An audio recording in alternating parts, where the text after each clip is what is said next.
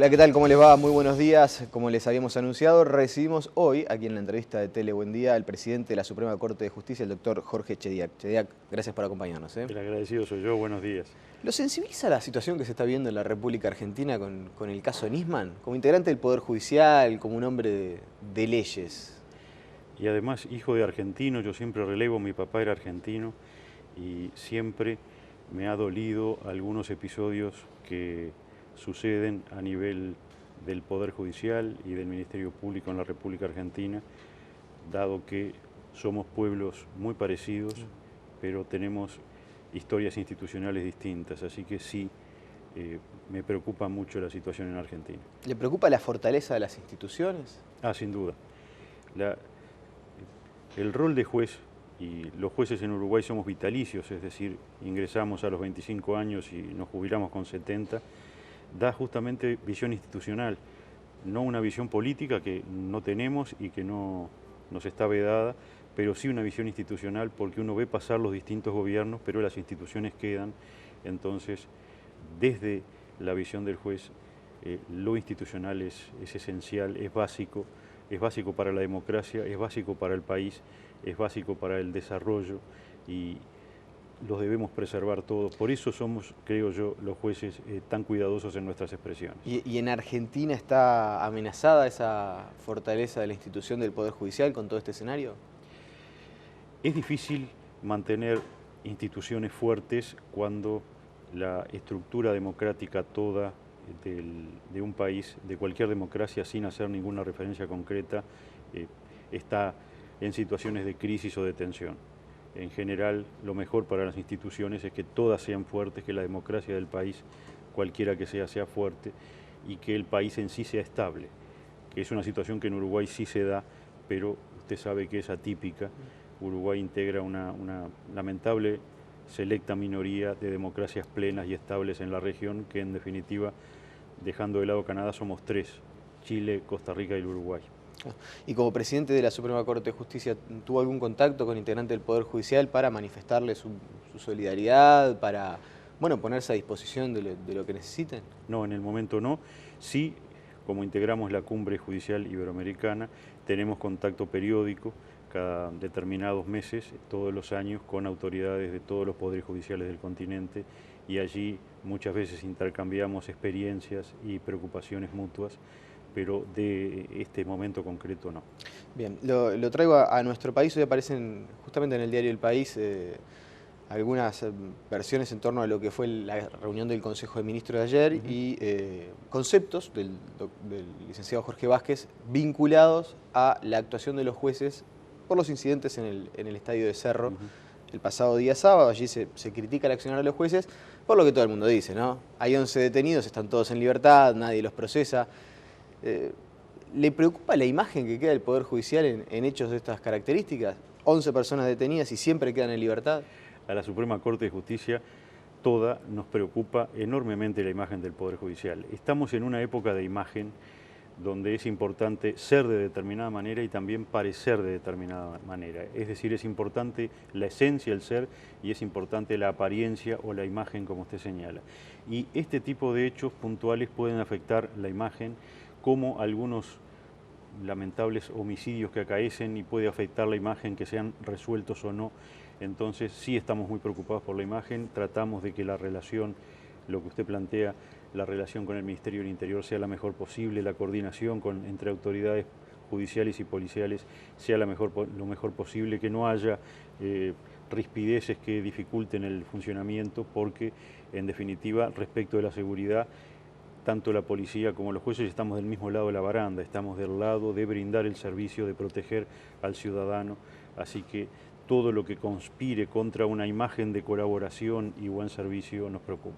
Claro, pero que se diga que hay responsabilidad de los jueces por no procesar a los hinchas violentos. Bueno, la responsabilidad de los jueces es si se ha cometido un delito, hay pruebas suficientes de que el delito se ha cometido y hay elementos de convicción suficiente de que alguien es autor del delito, allí sí encauzarlo penalmente, lo que hoy se conoce como el autoprocesamiento. Pero si no, no.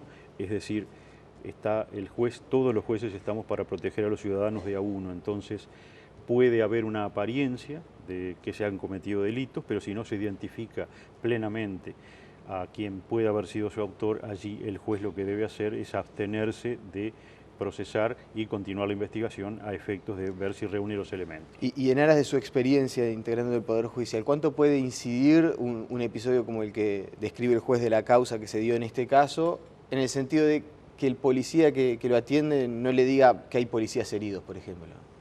No, lo importante es que haya elementos de convicción suficiente que permitan identificar a determinada persona como autor.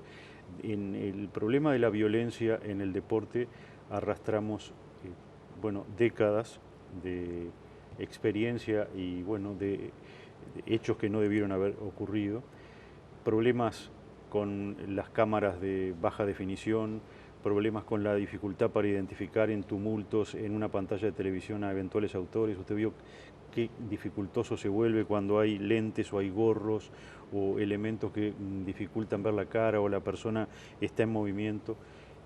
La identificación precisa. Claro, pero en este caso, por ejemplo, hay un parcial de Cerro que se lo ve claramente en las imágenes, agrediendo un efectivo policial que es detenido, y allí está claramente identificado. Esa persona, me imagino, haber sido conducida a los estrados judiciales y sin embargo no hubo no lo sé, el caso puntual no lo sé. Y vio que además los ministros de Corte no hablamos del caso puntual, pero los que por supuesto tienen que resolver ese caso concreto es el fiscal que esté actuando y el juez. Lo que les señalo, normalmente lo que hay es problemas de identificación. Generalmente lo que sucede... Sí, no se puede identificar. Y la policía no aporta las pruebas necesarias para que el juez... Es muy difícil también en tumultos. No es lo mismo que trabajar con otro tipo de tranquilidad.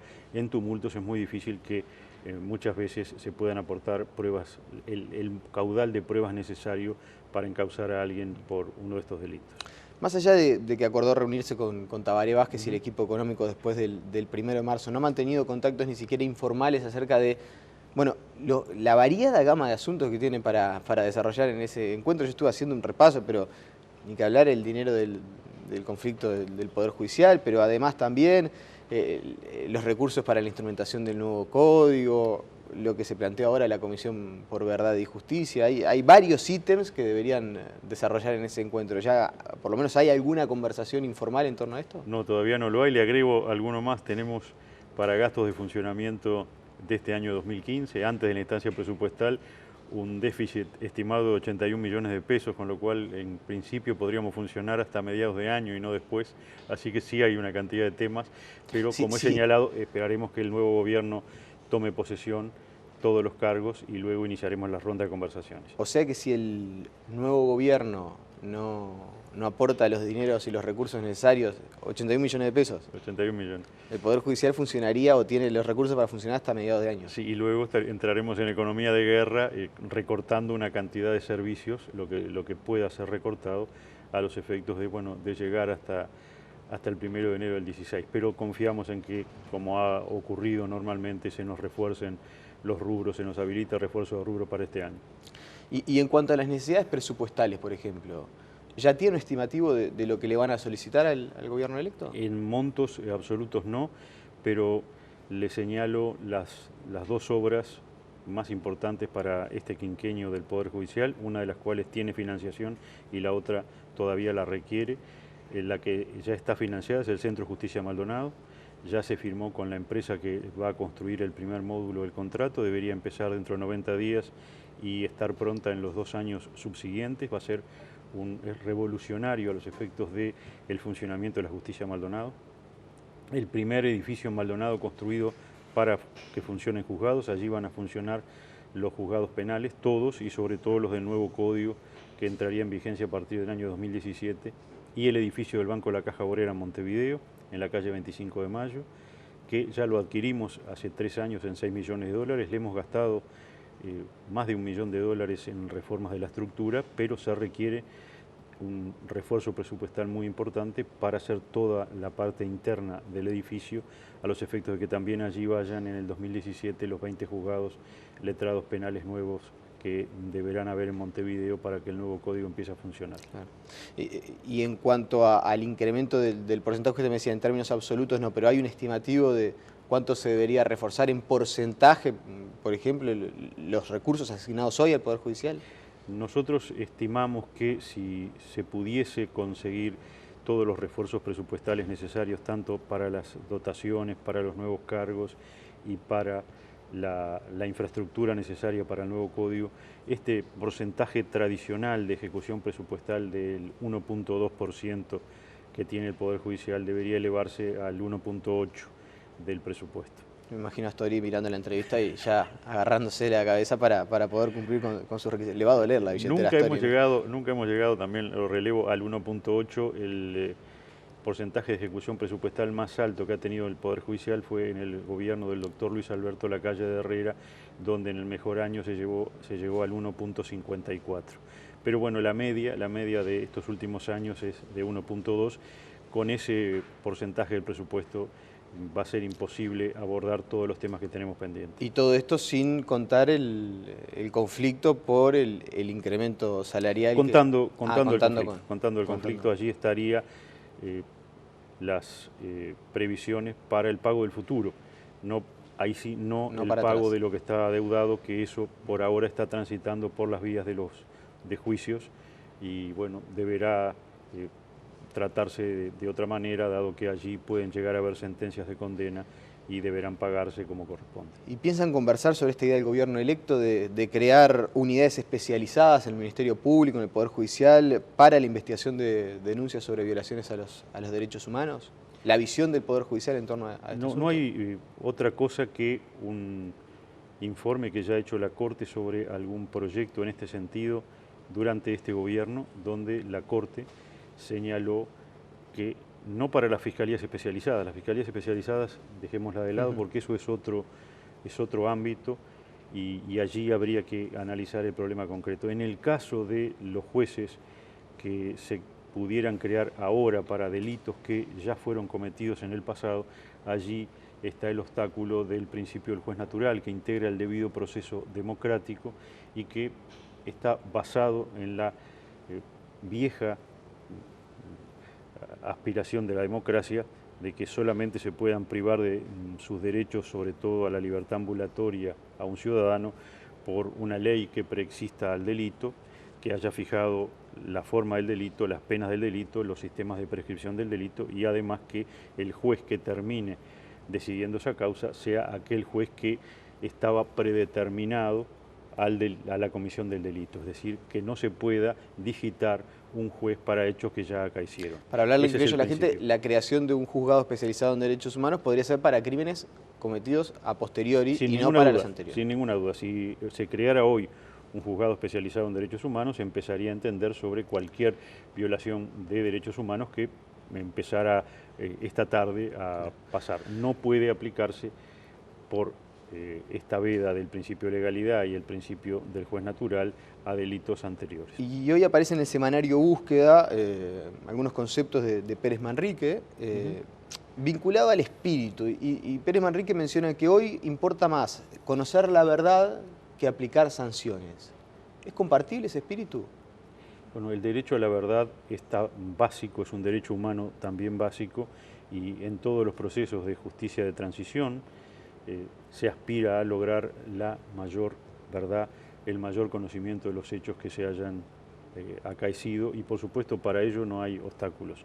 Los obstáculos que establece el derecho penal son para el castigo, no para el conocimiento de la verdad, que por supuesto es algo que compartimos todos y que seguramente el Uruguay ha cumplido en un porcentaje importante. Hemos señalado que en la realidad tener 32 violadores de derechos humanos encausados, entre quienes ya han fallecido, quienes tienen condena, quienes aún no lo tienen, algunos que están en régimen de prisión domiciliaria, significa un éxito muy importante para las fiscalías y para el Poder Judicial del Uruguay, dado que en estos procesos de justicia de transición los números de encausados que terminan habiendo son muy pocos. Señalábamos, lo hemos dicho una y otra vez, en los primeros juicios que los Estados Unidos hicieron en Nuremberg respecto a el Estado nazi, que tenía decenas de miles de funcionarios, un ejército de millones de hombres, con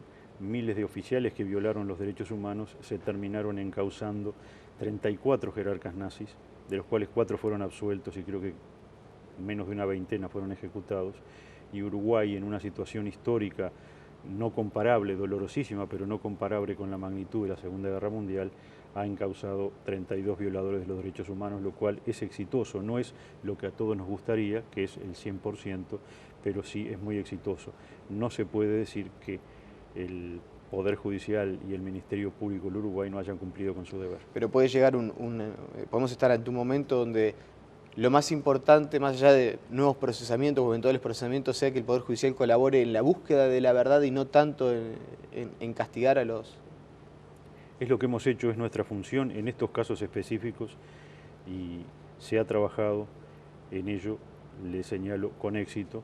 De todas maneras, hay que tener claro que se dan dos situaciones contradictorias en estos procesos. El transcurrir del tiempo mejora la voluntad del sistema político de investigar estos hechos, pero ese mismo transcurrir del tiempo dificulta la investigación de los hechos. Como en todo ámbito de delitos cometidos, el transcurso de las décadas dificulta enormemente que se puedan acceder a la verdad y a los elementos de convicción que permitan analizar los hechos. Cada vez es más difícil y en Uruguay han pasado muchas décadas. Bien. Le quiero invitar a compartir algo de lo que decía el presidente de la República, José Mujica, en una entrevista que se le realizaba hace algunos días en Diamante FM, en el programa ¿Quién es quién? Lo escuchamos. Humildemente pienso que en términos sencillos, para que la gente entienda, el Poder Judicial se ha llevado puesto 3 veces al Poder Legislativo. Y pienso que el Poder Legislativo es el poder número 1. El que tiene capacidad de legislar e intención de legislar es el legislativo, no el judicial. El judicial puede interpretarlo. Y sabe perfectamente el Poder Judicial cuál es la intención del legislativo. Acá somos pocos y nos conocemos.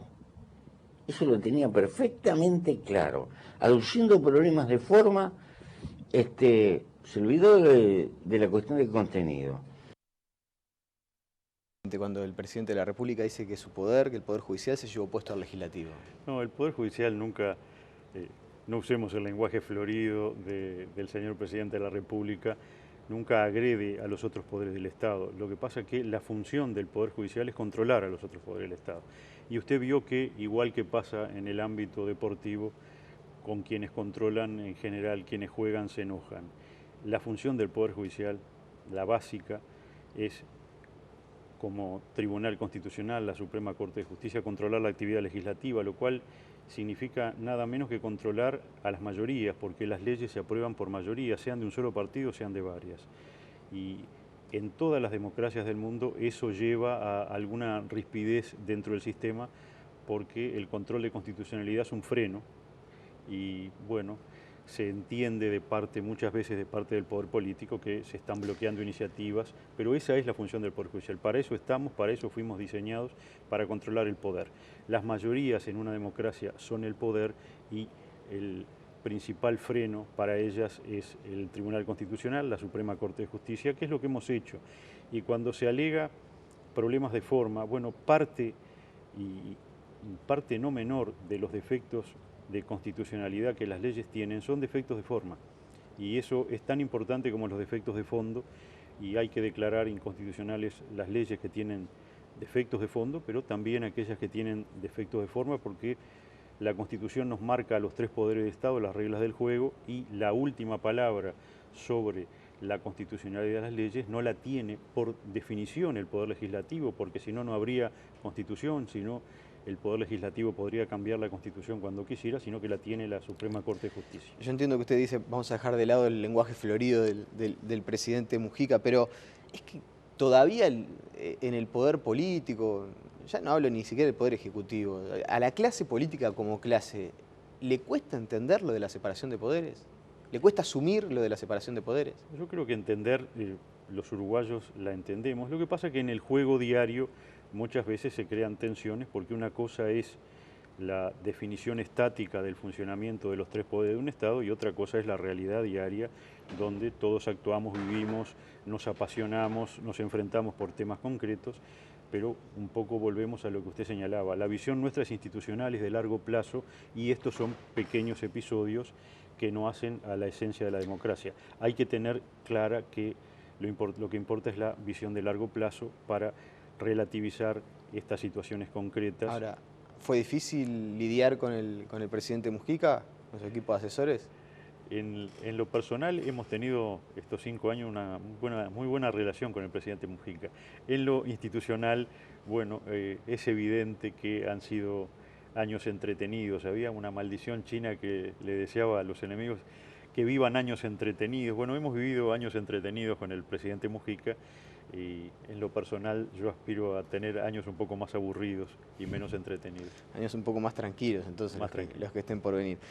Ya sobre el final, y esto casi que en confianza, ¿es verdad o no ese rum rum que hay en torno a que las leyes que vienen del Parlamento cada vez vienen con peores redacciones, con faltas de ortografía? ¿Podría ser no sé si una sugerencia o consejo que le puede dar el Poder Judicial, pero que se especialice un poco más la redacción como sale del Parlamento? La actividad del Poder Legislativo es esencialmente técnica y la realidad nos indica que en la composición del Parlamento cada vez hay menos profesionales del derecho, cada vez hay menos abogados y menos escribanos. Eso probablemente conspire contra la calidad de las leyes. Además, es verdad que ha aumentado mucho la producción parlamentaria. Los últimos parlamentos han sido particularmente proactivos, es decir, han dictado una cantidad muy importante de leyes y quizás ambas cosas, la poca cantidad de profesionales del derecho en el Parlamento y la cantidad de leyes atípica que en los últimos años se han dictado, haya conspirado contra algo que lo ha señalado ya el Colegio de Abogados del Uruguay, que es la calidad técnica, la calidad de la redacción de las leyes. Incluso creo que el Colegio de Abogados del Uruguay ha ofrecido sus servicios técnicos a los efectos de mejorar la redacción. Que después nos complica a todos, cuando las leyes no son claras, se habilita más de una interpretación legítima. Entonces, esa ambivalencia de las leyes nos puede llevar a todos a conflictos como algunos de los que hemos tenido últimamente. Algunos de los conflictos que han habido entonces, en parte es porque la redacción de la ley no era clara o era no técnicamente ideal. Cuando a veces se señala que la intención era una y que luego cuando se hace en análisis jurídico se concluye otra cosa, ahí hay un problema de redacción jurídica, es decir, la intención original no fue plasmada en el texto de la norma. Eso es un problema jurídico. ¿Y eso fue lo que pasó en estas...? En alguno de los casos puede haber sido, pero no es que alguien interprete de mala fe y olvide la intención. Una cosa es la intención, una cosa otra, y lo que vale es, bueno, aquello que quedó plasmado en la norma. Que la intención se adecue a la redacción definitiva de la norma es un problema técnico y eso requiere estudio, requiere conocimiento jurídico y oficio en la redacción de leyes. Doctor Jorge Chediak, le agradecemos su presencia aquí en Tele Buen Día. El agradecido soy yo, como siempre. Hacemos la pausa y seguimos con más noticias.